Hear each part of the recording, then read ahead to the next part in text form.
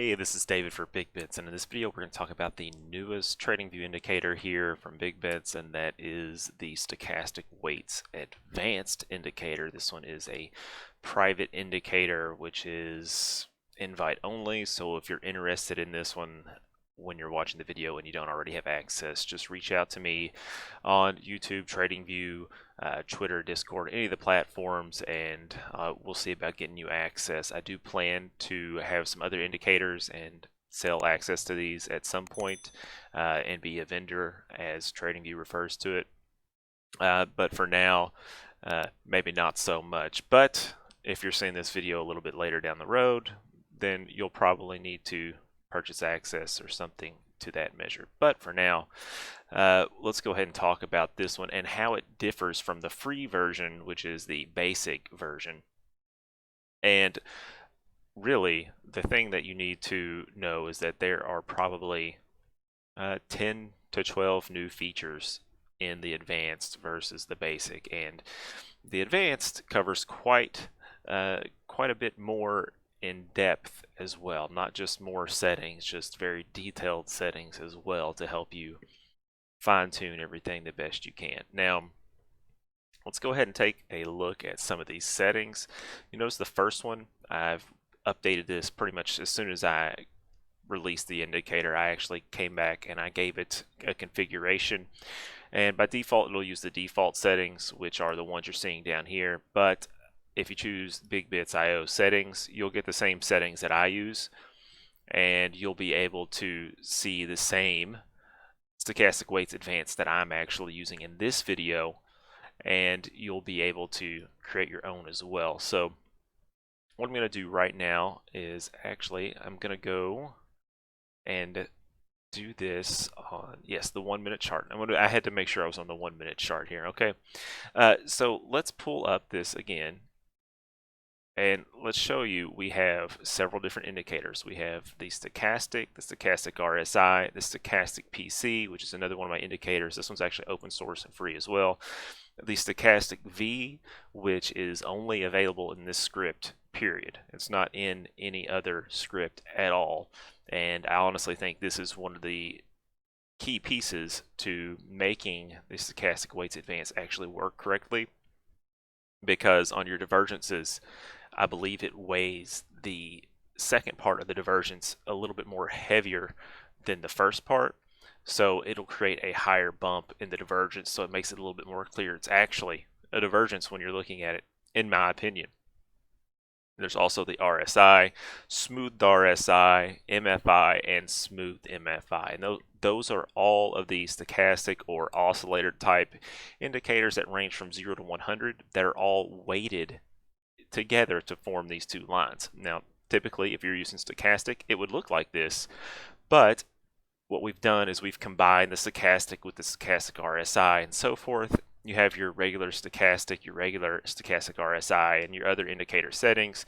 But what you're going to do is you're going to actually give these a weighted value, and by default they're all weighted the same, but you can actually apply a heavier weight to certain indicators within the stochastic weights. So if you wanted your stochastic to be weighted 3 times, first of all, you'd have it on the default configuration, but you would just set your stochastic weight to 3, and this would be worth 3 points as opposed to any of the other ones. So essentially it's creating a weighted average of your stochastics and all these other values, except that this one is weighted 3 times as much as any of the others that are weighted at 1. So that's something you can do. You don't just have to do this with one of them. You can actually do this with multiple. So if you wanted the stochastic to be worth 3, but you also wanted RSI to be worth 4, you could do that. You can have it be worth whatever you want as far as weights are concerned. It's going to average those together based on their weights, and it's going to come up with the values you see on the chart. In my settings, I have them weighted a little bit differently, of course, than the default. I have several of them weighted more than the others, and I think it came out just right, at least for my style. Now, there is also a K length here, so not only in the stochastics above that are actually included in the weighted values for the K, you can set their K length and average the K lengths of all these together or excuse me, average the K values of all these together, which is what we're doing. But then you can take that weighted K value and you can smooth that as well. And I actually do that by default here. I actually use the 3 in my own settings as well. And then you can also set the D length, with this just the purple line here, which is the smooth average, or excuse me, the simple moving average of the K line, as you would expect with the stochastic indicator itself. Now, there is some important things to tell you here. The oversold, very oversold, overbought, and very oversold levels. Excuse me, it looks like I need to update the title on this one. I'll take care of that. But as you can see, these are all set to the values of these lines here. And because of that, I can't make these a part of the default configuration, but these are the values that I use in my own configuration. So that is because of a limitation in the PineScript coding that won't allow me to use an integer value as opposed to just the input. So we have to use the input value here to create the lines. Now, beyond that, I have added in another RSI, which allows you to work on different resolutions in the chart. And when you turn this on, what it's going to do is it's going to calculate the RSI value for whatever resolution and other things that you have. And in order for this to throw any sort of overbought or any sort of oversold type of signal, it's going to have to require that this RSI on the overbought side be above 80 or below 20. And this is to kind of filter out some of the weak signals. So if you're wanting to find something that's overbought, you might not want to get something that's overbought on the 1 minute chart but not overbought on the 5 or 15. So you can set the RSI here on the 15 minute to require that it's over 80 to be overbought, and on the 1 minute chart it's not going to say it's overbought unless the 15-minute RSI is above 80. So that's just another filter that we have here. Now the indicator itself searches for divergences, and I'll take you to the actual page of the indicator itself and scroll down here and show you. I've already talked about a lot of this stuff, but this does a very good job of showing you some of the things that we're talking about.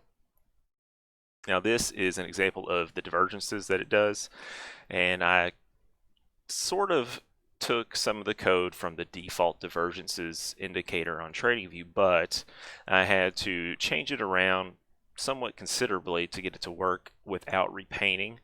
And I've done that by making it very strict. So you don't see a lot of divergences, but they are usually pretty good.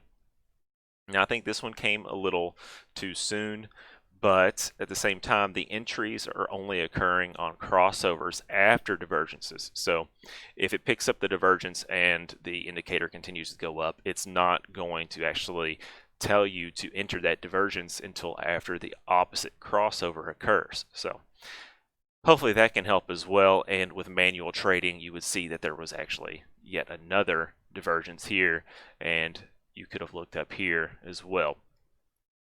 So there's that. There are multiple settings for that.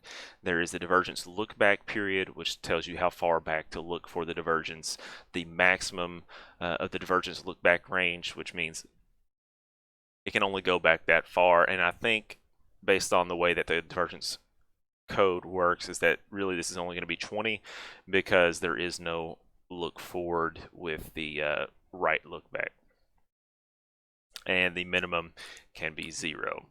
Now there is also the option to turn off plotting those bullish divergences or the bearish divergences, and again that would be these. So if you don't want these, you can just hide those.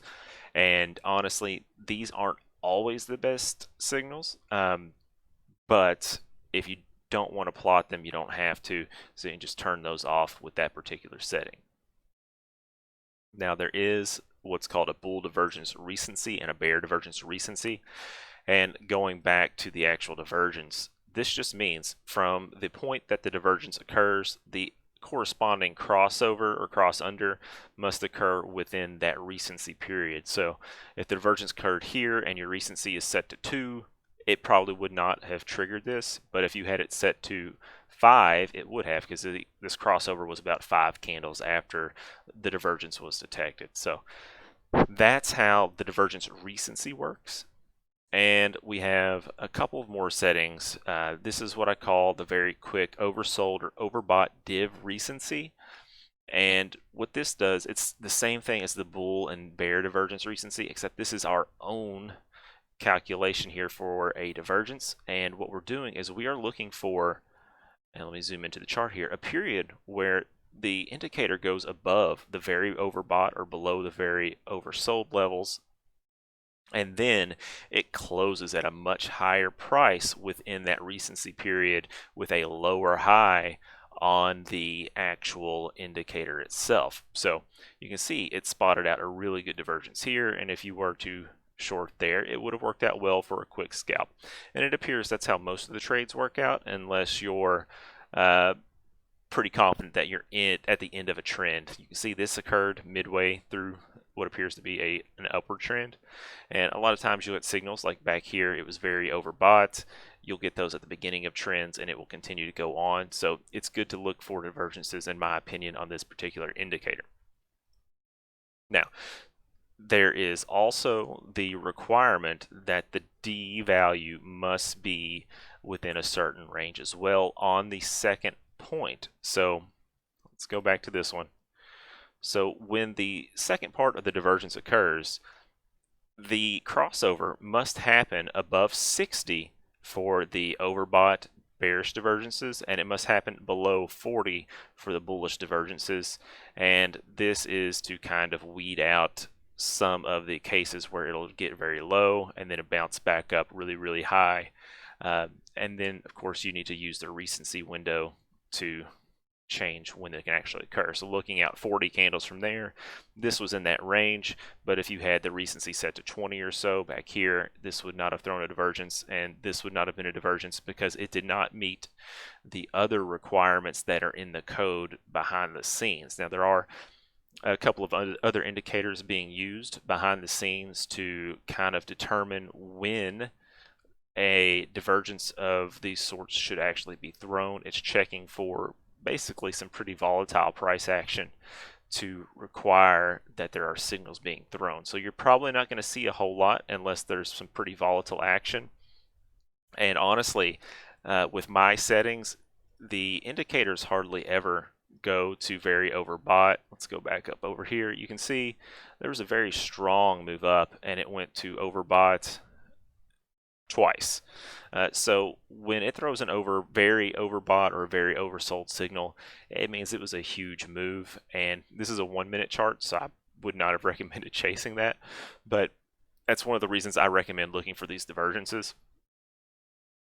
Because if you would have paid attention to the very first very quick overbought divergence, this one would have been pretty good if you're looking at a 1 minute chart. Now the price tended to went sideways here on this particular one, and let me hide these indicator values so they're not in the way.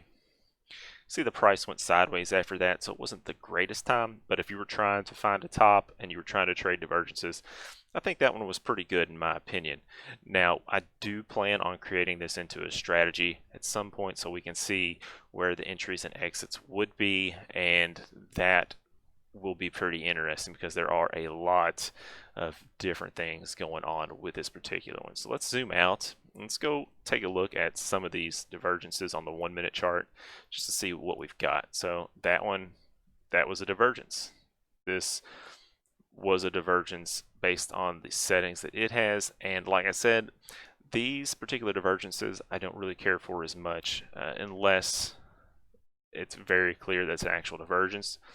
This one was okay, but like I said, this is a 1 minute chart, so it's hard to get these correct. That's why I look for the very oversold or the very overbought divergences. So let's go back over here. You can see this went very oversold, and in this case, a lot of times just going very overbought or going very oversold are pretty good signals themselves because of that volatility. So if you're expecting price to be within a range sideways, just looking for very overbought or very oversold conditions might be good enough And even if you were to look for very oversold or very overbought and then add in on a divergence to average your price up or down, that might be an option to work with as well.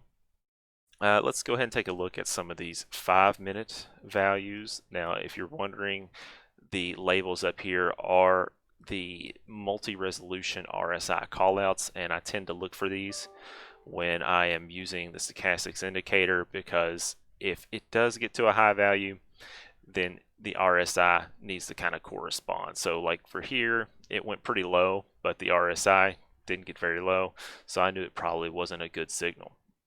And these settings are very picky, and this is on Bitcoin, and honestly, Bitcoin's known for its volatility, but versus the dollar on most of these exchanges, it's a lot less volatile than a lot of the other things that we look at. So I actually look at Ethereum and other ones as well. So here you can see this probably should have been a very quick, a very oversold quick divergence.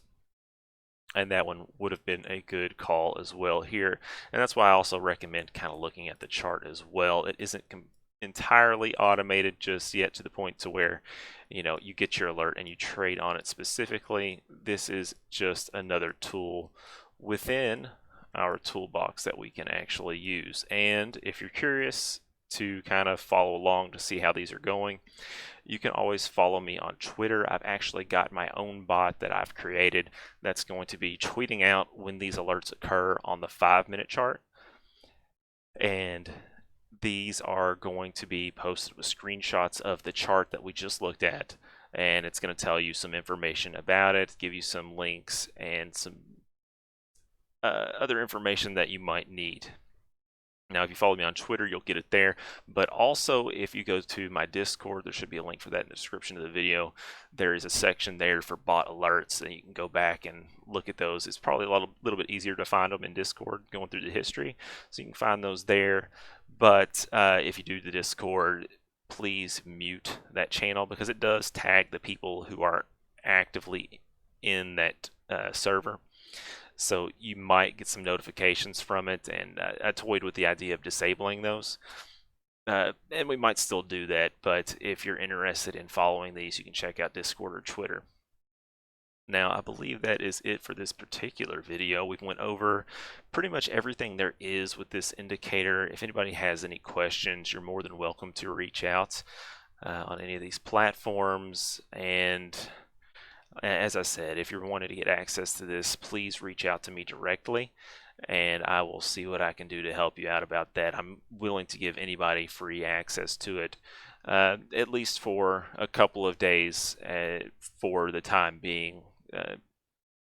Basically, right after this video goes live for the first time, I will allow people to get access to it for free for a while, and then maybe eventually we'll look at changing things up on how we do these things. But that's going to be it for this video today. Hopefully I covered everything about the Stochastic Weights Advanced and answered any questions you might have on how it actually works. If I didn't, please leave a comment on the video or reach out on Twitter or Discord or TradingView as well, and I will try to answer your questions there. But that'll do it for today. If you haven't already, please like the video. You've watched it all the way through. Even if you don't want the indicator, hopefully you were interested and you like this type of video, so you'll leave a like. But while you're down there, please also subscribe. I do a lot of videos like this. I do a lot of free indicators that are completely open source as well. This one just didn't happen to be. So if you're interested in these types of videos with other indicators, then you'll definitely like to subscribe to this channel, because we do a lot of those videos. But that's it for today. Thanks, and have a great day.